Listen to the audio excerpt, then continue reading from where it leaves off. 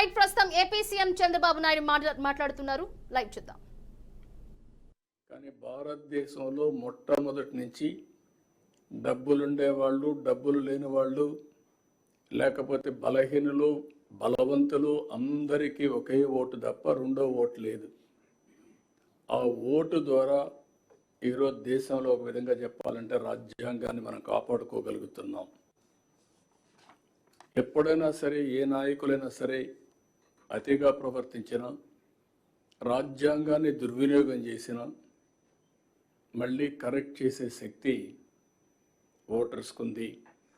అదే రాజ్యాంగంలో ఒక బలమైన శక్తి అని చెప్పి కూడా నేను మీకు తెలియజేస్తున్నా. ఇందులో అనేక సమస్యలకి పరిష్కారం చూపించారు. అదే సమయంలో ఇప్పటికే మీరు ఒక్కసారి చూస్తే అనేక సవాళ్ళు కూడా వచ్చాయి.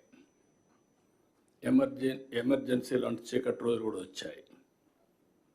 అదే మరిగా లాస్ట్ 5 yearsలో మన రాష్ట్రంలో కూడా మన సమస్యలు చూసాం. నేను ఎప్పుడు 45 ఏళ్ళుగా రాజకీయాల్లో ఉన్నా, అవినీతిని చూసా, అసమర్థను చూసా, ప్రోగ్రెసివ్ పాలిటిక్స్ చూసా.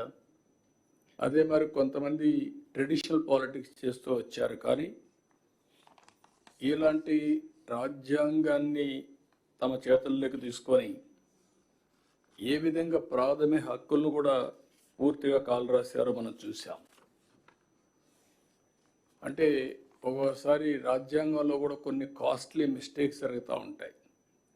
మామూలు మిస్టేక్స్ కాదు. కానీ ఆ సఫరింగ్ కూడా కొన్ని తరాలు, కొన్ని డికేట్స్ సఫర్ అయ్యే పరిస్థితి వస్తుంది. అయితే అల్టిమేట్గా ఎవరైనా సరే రాజ్యాంగాన్ని అతిక్రమించిన, రాజ్యాంగ స్ఫూర్తికి వ్యతిరేకంగా పనిచేసిన, నేను 2 వర్డ్స్ వాడుతున్నా. ఒక అవినీతి చేయడం మన బాధ్యతను మనం ఉల్లంఘించినట్టు అవుతుంది. అధికార దుర్వినియోగం చేయడం కూడా రాజ్యాంగ ఉల్లంఘనే.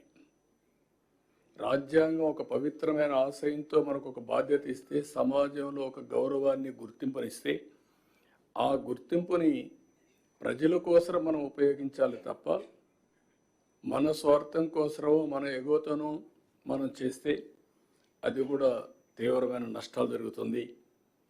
అందుకని ఇంకొక పక్కన మీరు చూస్తే రాజ్యాంగంలో చాలా స్పష్టంగా సాంఘిక, ఆర్థిక, రాజకీయ అసమానతలు కానీ, సమానత్వం కానీ 75 సంవత్సరాలు అయింది.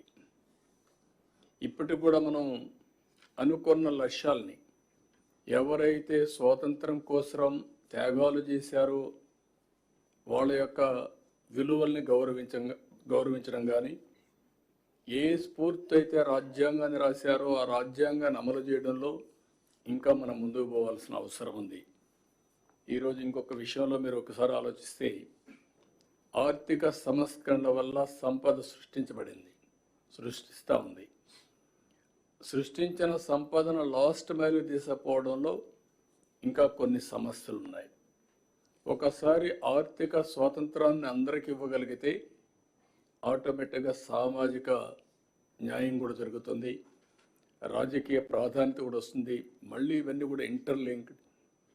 రాజకీయంగా అందరికీ సమానమైన అవకాశాలు వస్తే చట్టాలను కూడా వాళ్ళు అమలు చేస్తారు. ఆ చట్టాల వల్ల మళ్ళీ అందరికీ న్యాయం జరిగే పరిస్థితి వస్తుంది. ఇవన్నీ కూడా ఇంటర్లింక్డ్. 91లో ఆర్థిక సంస్కరణలు ప్రారంభించాం. ఈరోజు ఆర్థిక సంస్కరణల ఫలితాల వల్ల సంపద సృష్టించబడతా ఉంది. ఇంకా లాస్ట్ మైల్లో పేదరికం ఉంది. ఇది కూడా మనం అందరం ఆలోచించుకొని అలాంటి సమర్థవంతమైన ఆర్థిక విధానాలను మనం తీసుకొచ్చి ఏ విధంగా ఆ సంపదను మళ్ళీ పేదరిక నిర్మూలన కోసం, జీరో పావర్టీ కోసం ముందుకు పోతా మనం ఆలోచించాల్సిన అవసరం ఉంది. మొన్న కూడా మేము చూసాం, సోషల్ రీఇంజనీరింగ్ చేశాం. ఏదైనా సరే అందరి మనోభావాలు గుర్తుపెట్టుకోవాలి. అదే సమయంలో మనం కానీ క్యాస్టో లేకపోతే రిలీజియనో ప్రాంతమో ఈ అన్నిటి పేరిట డివైడ్ అయిపోతూ ప్రమాదం వస్తుంది. ఇవన్నీ కూడా సమతుల్యం పాటిస్తూ అందరినీ సమానంగా గౌరవిస్తేనే ఈ రాజ్యాంగ స్ఫూర్తిని కూడా మనం కాపాడినట్టు అవుతుంది. ఇప్పుడు భారతదేశంలో మనం ఇంకొక విషయం కూడా ఆలోచిస్తే, ఇటీవల కాలంలో టెక్నాలజీ మనకు ఒక 20 సంవత్సరాలుగా ఒక హ్యాండీగా వచ్చింది. నేను ఎప్పుడూ చెప్తా ఉంటాను, బ్రిటిష్ వాళ్ళు పోతూ పోతూ ఇంగ్లీష్ వదిలిపెట్టిపోయారు. రెండోది, స్వతహాగా భారతీయులు మ్యాథమెటిక్స్లో చాలా స్ట్రాంగ్గా ఉన్నాం. ఈ రెండు డెడ్లీ కాంబినేషన్ ఇన్ఫర్మేషన్ టెక్నాలజీ. ఇప్పుడు ఇన్ఫర్మేషన్ టెక్నాలజీ ఆర్టిఫిషియల్ ఇంటెలిజెన్స్కి వెళ్ళిపోయింది, ఇంకా మెచ్యూరిటీ వస్తూ ఉంది. Deep technologies in all walks of life వచ్చే పరిస్థితి వచ్చింది. సంపద సృష్టించడం చాలా ఈజీగా తయారయ్యే పరిస్థితి వచ్చింది.